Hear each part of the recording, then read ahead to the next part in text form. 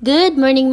For today's video mga mare, gagawa naman tayo ng napakasarap na panghimagas na brownies gamit lamang ang ating mga kawali. Kaya tara, samahan nyo ko.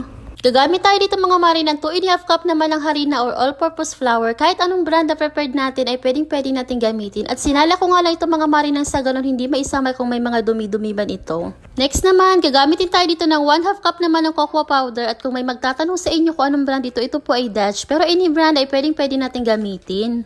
Then after natin salain ito mga dry ingredients, mix na natin ito then set aside. At dito naman sa isang kawali, maglalagay naman tayo dito ng 2½ cup naman ng evaporated milk. Pwede rin naman fresh milk yung ating gamitin. Maglalagay din tayo dito ng 1/2 cup naman ng cocoa powder. Gagamitin tayo dito ng butter sa isang bar. Hinati ko nga lang yung sa kalahati ng regular na nabibili natin. Tapos ayan, maglalagay din ako dito ng 1 cup naman ng asukal at 1/2 teaspoon naman ng instant coffee.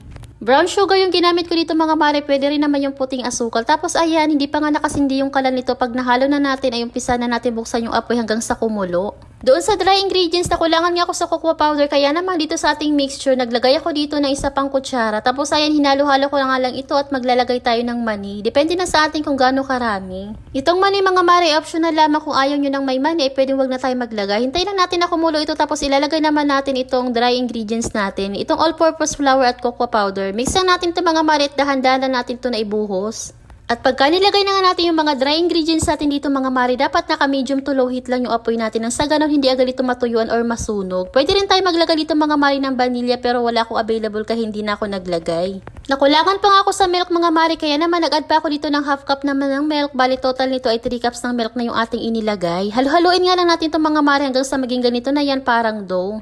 Make sure lang natin mga mare na hindi ito masyadong basa at hindi rin naman masyadong dry na sa ganun maging chewy pa rin itong ating brownies. Wala pala akong available na baking paper mga mare kaya naman itong foil na lang yung aking ginamit ng sa ganun hindi ito dumikit. At kung wala naman tayong foil, pwede tayong gumamit ito ng kaunting mantika or margarine.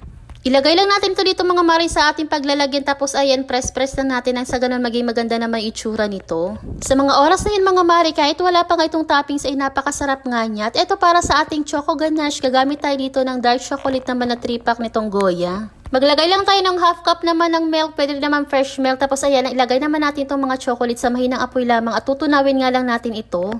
At pagkatunaw na nga yung chocolate mga mare, ganyan na itsura niya ay okay na nga ito at ready na ito para ilagay dito sa ibabaw ng ating brownies. Ayan mga mare, spread lang natin ito at ayusin lang natin pagkakalagay. Nalalapit na nga yung araw ng mga puso mga mare, kaya naman kung wala ka pang maisip na iregalo sa ating mga loved one, ay pwede natin itong gawin. Napakamura lang din ang mga sangkap na ginamit ko dito mga mare at sulit naman yung magagawa mo kasi napakasarap. At para sa toppings ito mga mare, naglagay nga na ako ito ng choco chips. Pwede rin namang malos or sprinkle na choco yung ating ilagay. Depende na yun sa atin. At ayan, hinayaan ko nga lang ito sa ref mga mare na mga 3 oras ganito na itsura niya. Kita nyo naman mga mare, sino mag-aakala na sa kawali lang natin ito niluto. Napakasarap at napaka-chewy nga nitong ating brownies mga mare. Hindi siya ganun katamis, saktong-sakto nga lang. At kung umabot ka nga sa part ng video na to, pa-comment naman mga mare kung taga saan ka nang sa ganun malaman ko kung saan umabot ang video na to. And yun lang muna for today's video mga mare. Maraming salamat sa iyong panonood. God bless!